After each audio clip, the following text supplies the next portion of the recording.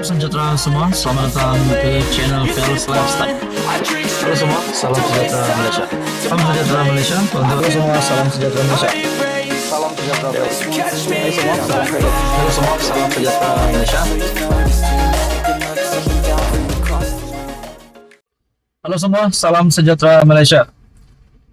Tuan-tuan dan puan yang amat dihormati, di mana-mana pun kita dengar, ada saja rasuah berlaku.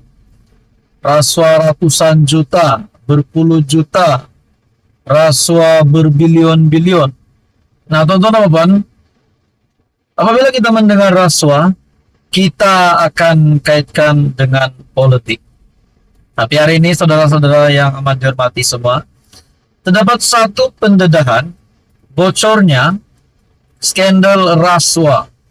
Bagi saya ini adalah skandal rasuah terbesar, yang besar antara skandal rasuah yang bagi saya amat teruk dan tidak disukai ramai kepimpinan politik sendiri.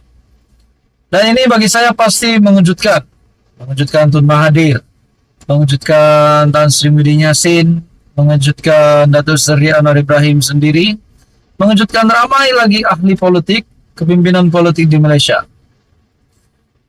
Skandal rasuah RM57 bilion. Nah, ini pasti satu pendedahan yang amat mengejutkan ramai. Di dalam sebuah dapatan saya melalui maklumat daripada artikel BH Online, Vietnam digegarkan skandal rasuah perbankan RM57,9 bilion. Dan yang mengejutkan, ini adalah terbesar di Asia Tenggara. Vietnam berdepan skandal perbankan terbesar susulan penahanan pemaju hartanah Truong Mai Lan baru-baru ini, yang didakwa menggelapkan kira-kira 304 triliun dong bersamaan dengan AS 12,4 bilion bersamaan dengan ringgit Malaysia 57,9 bilion. Oh, ini adalah satu jumlah yang bukan sedikit. Ini adalah satu jumlah yang amat banyak. Di dalam artikel ini menyebut pada 17 November lalu, Kementerian Keselamatan Awam Vietnam mendakwa Truong berumur 79 yang juga pengerusi Van Tin Pat Group kerana menyeleweng dana Saigon Commercial Bank. Dia adalah pemegang kepentingan majoriti di institusi keuangan. Selama beberapa tahun, Truong didakwa mengendalikan lebih 1.000 anak syarikat dan syarikat pesisir domestik dan asing dan memperoleh lebih AS 43 bilion bersamaan dengan RM 200,7 bilion pinjaman daripada SCB. Skandal itu sekaligus mendedahkan kelemahan dalam sistem perbankan Vietnam, gesaan amalan profesional yang lebih baik, peraturan yang lebih ketat, dan mekanisme pemeriksaan yang dipertingkatkan untuk mencegah penyalahgunaan kuasa. Parti Komunis Vietnam yang memerintah sebelum ini menjalankan kempen anti rasuah sejak 2016 yang mengakibatkan penyingkiran pegawai tinggi.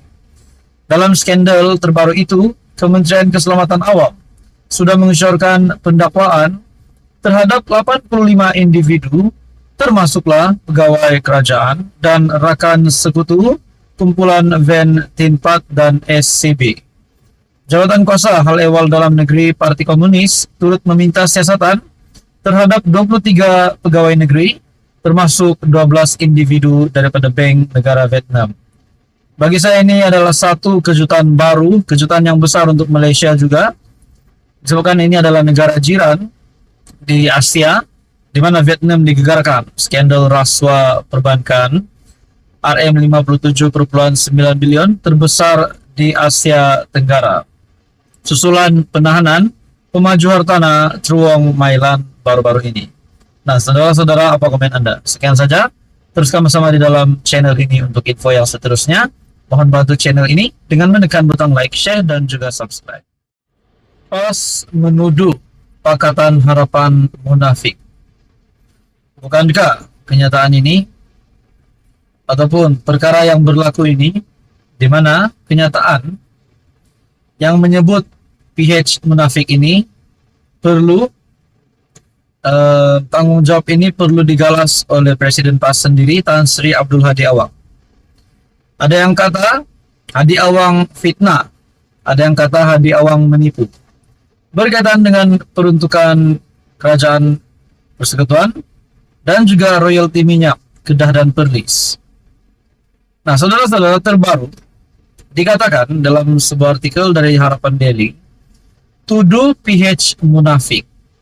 PAS sepatah pun tidak bersuara semasa berkuasa. Adakah ini satu lagi rahasia besar PAS dan Hadi Awang sebagai presidennya? Oleh Raja Bahrain Shah, penulisan Presiden PAS dalam Haraka yang menuduh cara orang munafik menentang Islam diikuti Israel dan PH adalah jauh dari situasi sebenarnya. PAS sering mengakui merekalah yang menjurai perjuangan dan pembelaan Palestina melalui hujah-hujah mereka. Tetapi kalau dihalusi amalan cara mereka mentadbir kerajaan Malaysia selama 33 bulan, banyak kelemahan didapati. Apabila menjadi kerajaan di bawah Perdana Menteri Mahyadin, PAS hanya mengikut tanpa menyoal polisi kerajaan PNMN, isu Israel Timur Tengah kerana mementingkan kedudukan menteri-menteri PAS dan duta khas supaya kedudukan mereka tidak tergugah. Kelihatan kuasa adalah segala-galanya dan pembelaan Palestin diabaikan. Presiden PAS sebagai duta khas ke Timur Tengah tidak kelihatan melawat untuk menangani keadaan makin tenat di Timur Tengah, di mana makin banyak negara Arab Timur Tengah menjalini hubungan diplomatik dengan Israel dan sekaligus meminggirkan dan melemahkan kedudukan Palestin. Bahkan, Mahyadin masih bercakap omong kosong, two-state solution atau penyelesaian penubuhan dua negara yang sebenarnya telah lama terkubur. Itulah omong kosong Mahyadin dan PAS, sepatah pun tidak bersuara baik di parlimen atau melalui duta khas Timur Tengah bertaraf menteri. Adakah kita boleh kata ini adalah satu lagi pembongkaran terbesar, rahasia terbesar kepimpinan Perikatan Nasional yang dipimpin oleh Mahyadin dan juga Hadi Awang sebagai pengerusi dan timbalan pengerusi. Tidak cukup dengan kurang membela nasib umat Palestin tertindas, PAS menyokong kuat penyertaan Expo Dubai 2020 yang disertai Israel dan didukungi oleh negara UAE serta negara Arab yang lain yang telah menjalinkan hubungan diplomatik dan perniagaan besar-besaran dengan Israel. Ahli Parlimen PAS Kuala Terengganu, Timbalan Menteri Mosti Ahmad Amzad melalui Facebook beliau pada 2020 menyatakan dengan megah Expo Dubai 2020 sangat penting dalam rangka hubungan multilateral dan perdagangan antara bangsa Malaysia.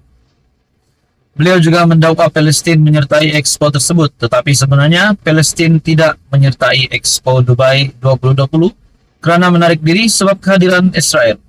Nah, siapa yang menipu di sini menjadi persoalan. Artikel dari Harapan Daily berkongsi, tuduh PH munafik, PAS sepatah pun tidak bersuara semasa berkuasa. Apa komen Anda? Teruskan bersama di dalam channel ini untuk info yang seterusnya.